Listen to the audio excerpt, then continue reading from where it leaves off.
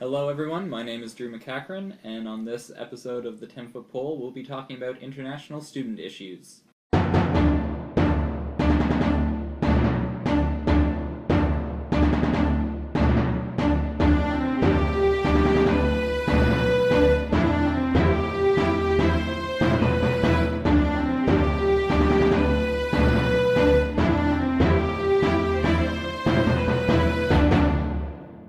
International students comprise an increasingly large percentage of the UPEI student population.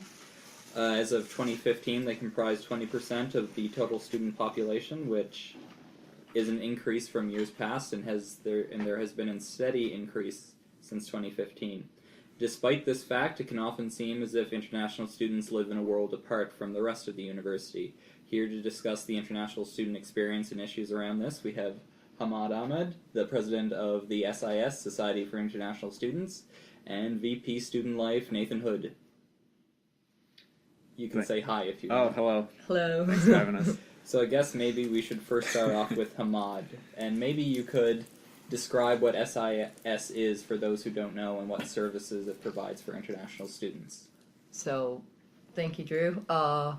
My name's Hamad Ahmed, and I'm the president of SIS, Society of International Students. Like every society on campus, we're here to help students with their fun activities, acknowledge them, educate them, and help them around the school year.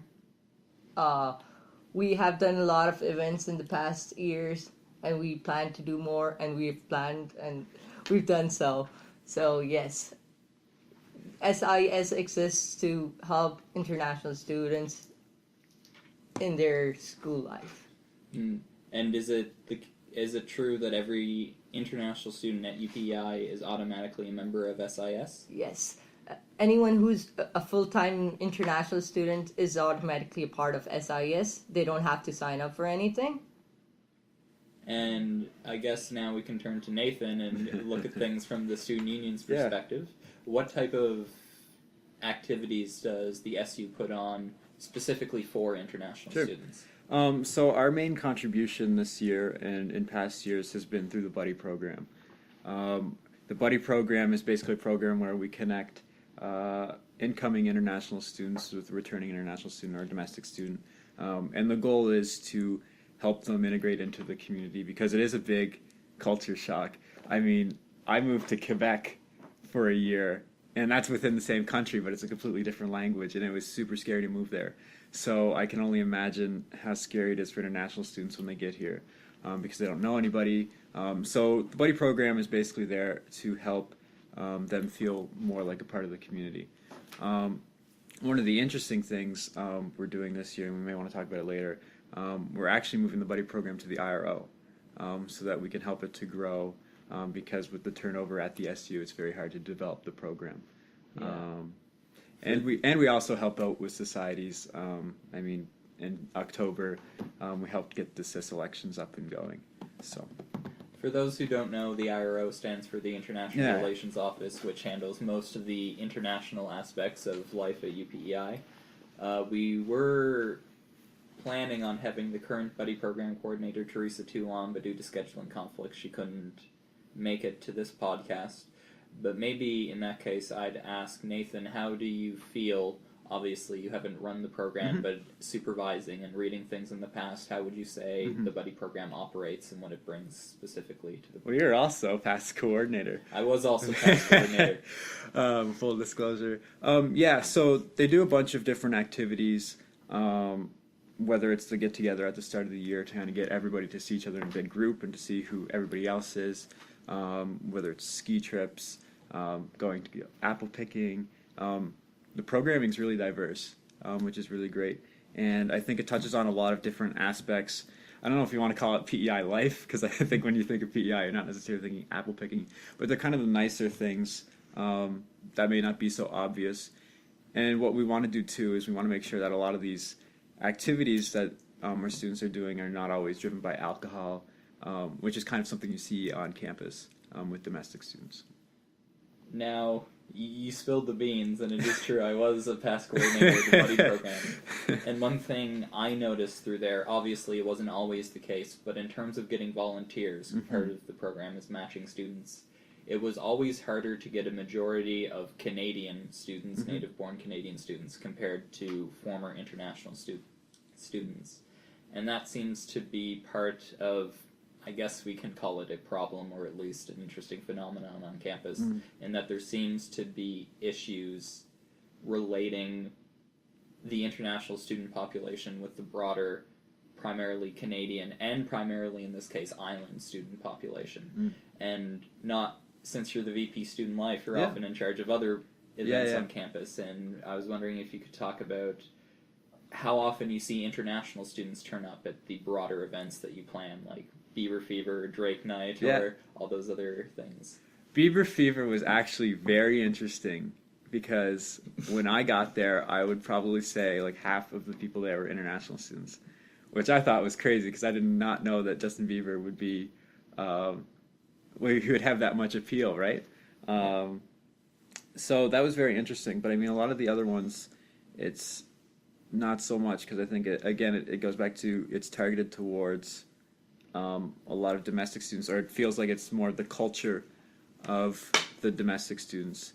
One of the things I have done outside of events, because I mean my large focus has been clubs and societies, so we're working on a society strategic plan, and one of the things in it actually is to engage more international students within societies. We do have CIS, for example. There's a Korean society, Chinese not. So you have these international student societies, but you have other societies, for example, let's say like bio or whatever. But a lot of the executives are all domestic students. And so you have these executives that aren't necessarily reflective of the student body. And that's one of the things I want to work on, or at least finish up this year and leave it for the next person to pick up. And maybe we can turn to Hamad now, because as an international student yourself, would you agree with this assessment we've kind of laid out now, that there seems to be, I know you're a pretty outgoing guy, but for the most part, would you say that there is some kind of a divide between the majority of the Canadian students and majority of the international students, and the fact that a lot of events might end up being targeted towards a more domestic audience? Yes. As I'm an international student myself, when I recently moved to Canada, I found that most of the activities had alcohol in it, and most of the international students aren't into alcohol, so they don't go towards that area, like social gatherings and stuff like that. And we don't know how they work. Like karaoke, you guys called it grab the mic. None of us knew what grab the mic was till there was someone who told international students grab the mic is karaoke. They did not show up, and once they knew it was karaoke, they showed up like crazy, because like the last grab the mic was like the wave was full. That's why the pass is having another grab the mic, and they specifically requested me to get all the international students to come again for it. So, in your own experience, how easy has it been relating to people who are not other international students? okay, for me, it hasn't been that hard, but for others, as I've seen, it is slightly hard, because like there are language barriers, of course, and other than that, like not everyone could adopt other cultures really fast, so they need like something like buddy program to be there to help them integrate those into society. Yeah, and I think it kind of goes back to that PEI culture, or at least it's the culture people think we have, where if you're from PEI, you probably already have your circle established, and people are so afraid to let people into their circle. So now you have these new students that come in that aren't from the island. They don't know these people from the island, but the people from the island are reluctant to let them in. And so that kind of feeds into that idea that, oh, we're a group, and then they're a group. So it's us and them rather than we. You mentioned before that a lot of the events seem to get directed towards domestic students. Is that a case where obviously in some cases, for example, if there's alcohol, a lot of Middle Eastern students probably wouldn't be involved. But for the most part, would you say it's because these events tend to be inherently directed towards a domestic audience, or is it more in how it is portrayed and advertised, would you say? I don't think when you do events, I don't think it's a conscious decision to say, I want to target this towards domestic students. I think, I mean, our big wet drives, like, we can do them because nobody else does them, right? So this is like our unique contribution to campus. But yeah, you're not necessarily thinking like, would international students go to this? Because at the end of the day, you just want to make sure that people go. And so really like, well, from like my perspective, it's just as long as people are there, then that's good. But I mean, events are interesting, and it's, because one of the things actually, I was listening to Dave Cormier the other week, and he was talking about how, you know, you can call an event like an international student night or whatever, with the goal to connect Canadian students with international students. But as soon as you put international in the title, who goes? Only international students. Yeah. Domestic students don't go for it. Yeah. So it's a very weird thing. I mean, I'm very hopeful that whoever is elected VP Student Life will look into it. I mean, I spent a lot of my year on clubs and societies, and so we do have things in there for international students to try to get them involved so that we have societies that are reflective of our campus. But I think now programming is where we have to go, and we have to see what can we do in this area to help engage international students. That is one of the reasons why SIS is kind of looking forward to name the events like this, like SIS Pool Party instead of International Pool Party. That way we get the domestic students to come as well, and as the international students already know, SIS stands for Society of International Students, they would come as well. So that way we'd get all of them together at one place, and a pool party is something which everybody knows. It's and there's a lot of domestic students that say they're going, which is really interesting. So, maybe coming with that as an example, how have you, as president of SIS and a lot of your activities, how have you tried to create events that aren't solely for international students, but also opening for domestic students as an attempt to try to jumpstart this communication? Like firstly, for our platform of communication, Facebook, of course, we invited as much as domestic students we could to join the group, and through that we're communicating. So when we had our SIS kickoff, we tried our best to get international and domestic artists to perform for us. That way, domestic students come join the event as well, not only international students. So that is like, we make the domestic students work, like do the job as well, not only international students. That way we kind of get them to interact with us. Okay. And now that, and I guess we've kind of touched on this a little bit, but just to go back to that, you mentioned before that the buddy program is, which you specifically addressed as kind of the main focus of the SU and trying to reach out to the international student demographic, is now moving to the IRO. Could you maybe elaborate a little bit more on why that is happening and what you will do to fill the gap of international student outreach? So basically, we have the buddy program, but each year we have a new VP Student Life that comes in. And the VP Student Life portfolio is pretty crazy. You have your events, you have your programming, you have your volunteer initiatives, you'd have the buddy program, and whatever else comes across your desk. Non-academic advocacy is on there now too. So when you have a lot of these things, it becomes very difficult to block away time to think, what is the future direction we want to take with this program? So it's very hard to put in time, because I mean, for example, Beach Blast is next week, and all I'm going to be doing next week is Beach Blast, basically, because events consume you. So I went around, it was something I kind of heard from a few people, and I'd read in a few old files that they were thinking about moving it back to the IRO.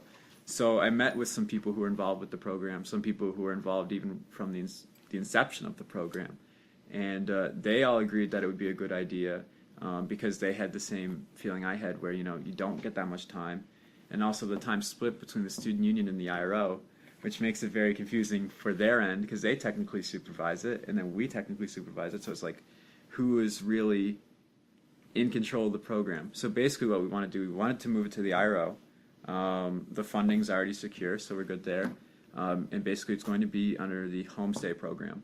So now, as soon as students come in, they have access to all those students. So right off the bat, we can already communicate to these incoming international students, hey, there's the buddy program, come join. So it's going to be easier from that perspective.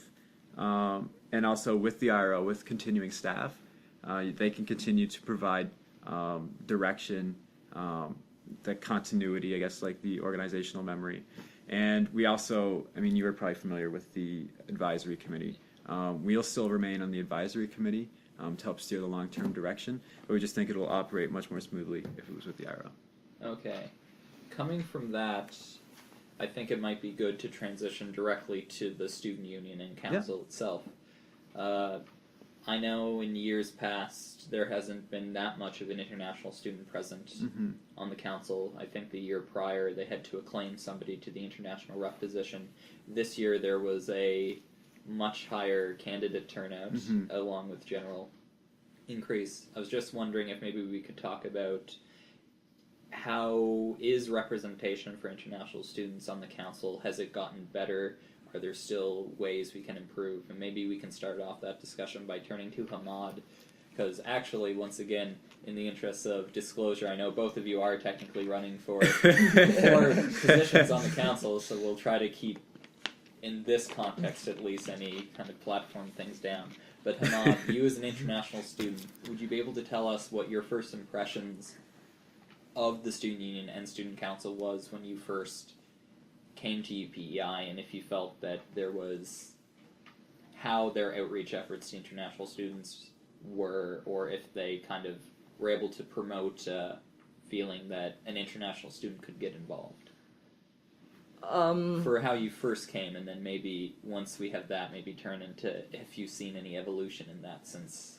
Okay, from like when I was new, a week. So through a week, I was introduced to SCU, and from there, I saw the domestic and international students running in the council, interacting with international students as well, and giving them time. So I felt that the council wanted us to interact with them more. So yes, that's one of the reasons why I am running for council, and I would highly encourage other international students to do so as well. And yes, the council has been focusing on international students. Increasingly? Yes. And maybe your opinions, Nathan, being on council this year? It's a very interesting discussion with international representation on council. If you look at it right now, because you, like you said at the start, 20% of students are international students, but you definitely don't see 20% of council being international students. One of the interesting conversations I always hear is that, do we want to add an additional international student rep? And the international students always say, yes, add another rep. But the domestic students are always like, no, we don't need another international rep. So it's a very interesting situation, I guess, we find ourselves in. I think what we should do, I think we should probably task a committee or create a committee that's focused on the student experience. Because I think international students, and you'd probably agree, they do feel kind of like an outsider group, where they're not at the center of what's happening. But I think international students, they're not the only group that's like that, right? Like you could say AVC is like that. Grad students feel like that. So you have a lot of students that are in the same position as you guys, and they may feel that disconnect from the SU. So why don't we get a group together that has representation from those groups that says, okay, what's wrong? How can we fix it? Your assessment of that idea?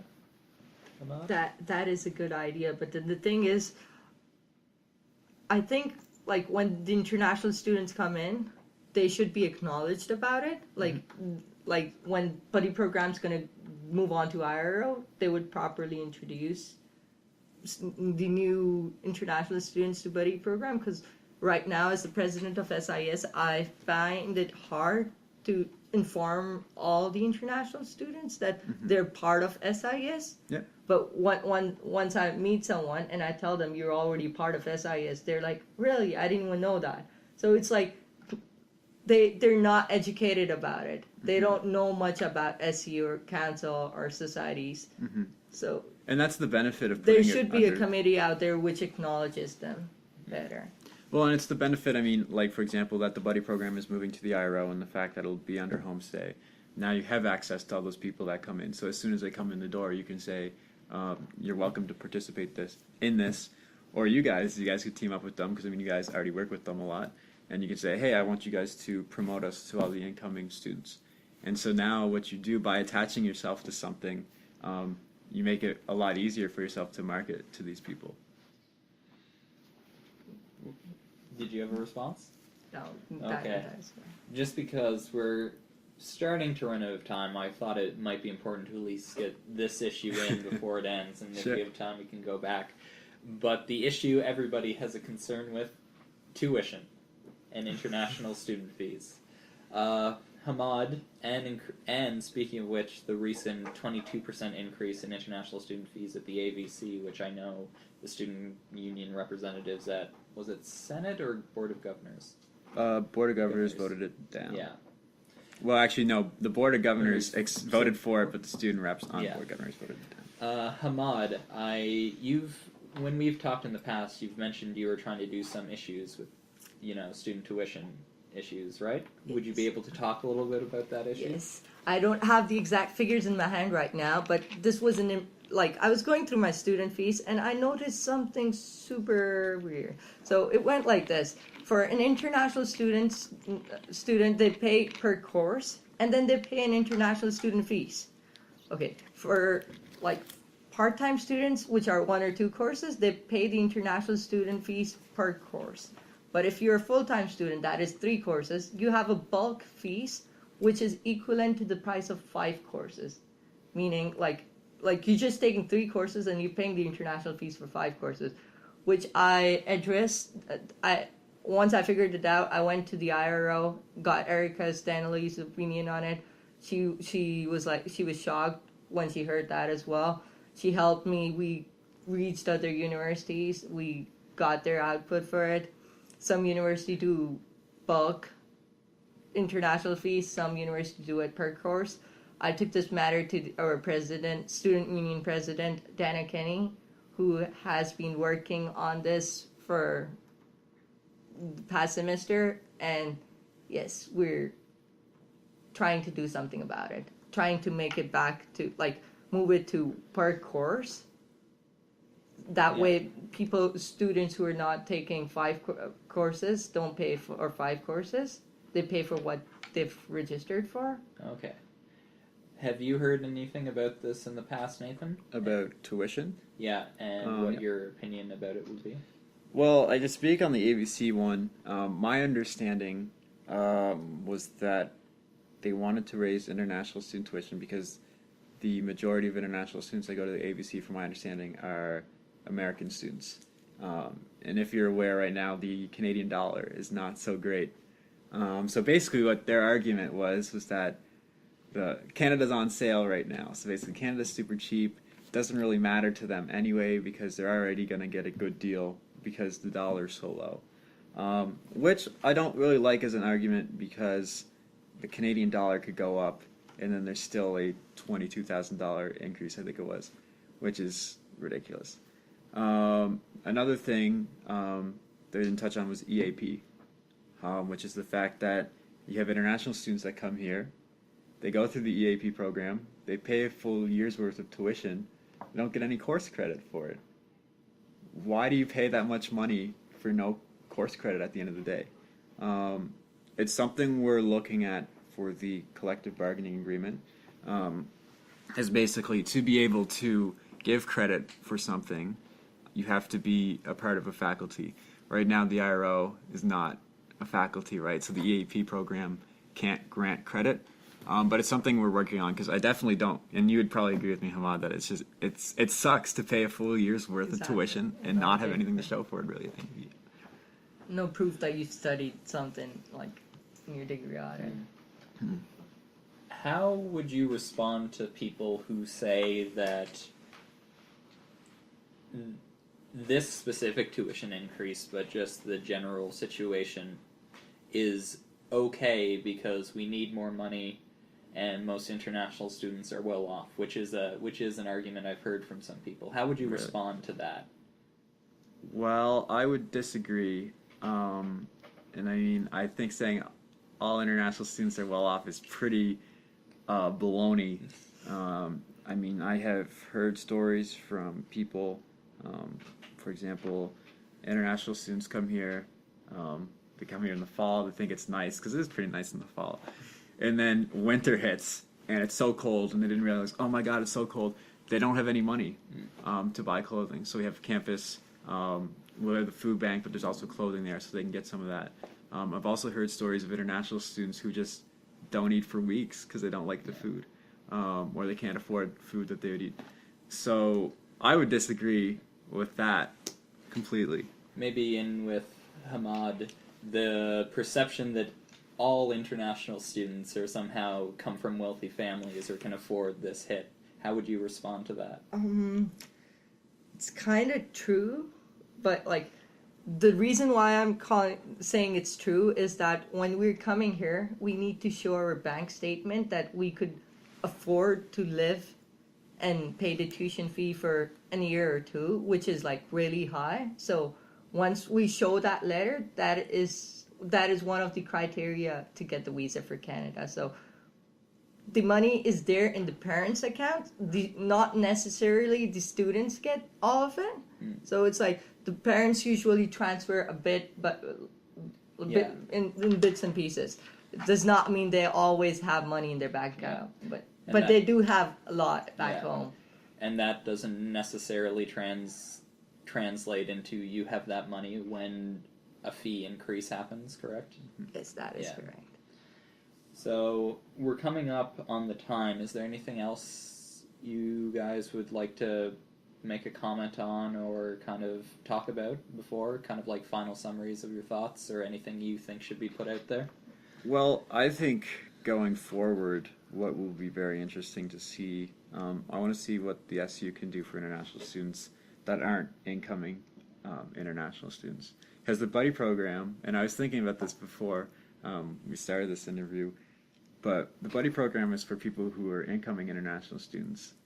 And then what happens to the people who aren't incoming international students, who may be like third or fourth year students, who want to get involved, but then they're just kind of on the periphery of student life on campus. So, I mean, the unfortunate thing is that I'm only here for another 2 months. So it'll be very difficult for me to come up with a solution, but I'm very hopeful that the next VP Student Life and the next executive too will be able to come up with something. I would have a message for the international students. You heard all the podcasts, that's why you're at the end of it. So the thing is, if you don't feel included, I would say it's your fault. You need to get involved. You need to go into groups. Even if they don't like you, you should make them like you. Get involved in student union, societies, and we've got a lot of activities happening on campus. You don't need to be part of something to make friends. Make friends. Make domestic friends. If you just stay in your group, you're not supposed to expect others to come up to you and ask you to be your friend. Be the first one to shake the hand. So get involved. Okay, and I think that sums it up for this podcast. Thank you, everybody, for your time.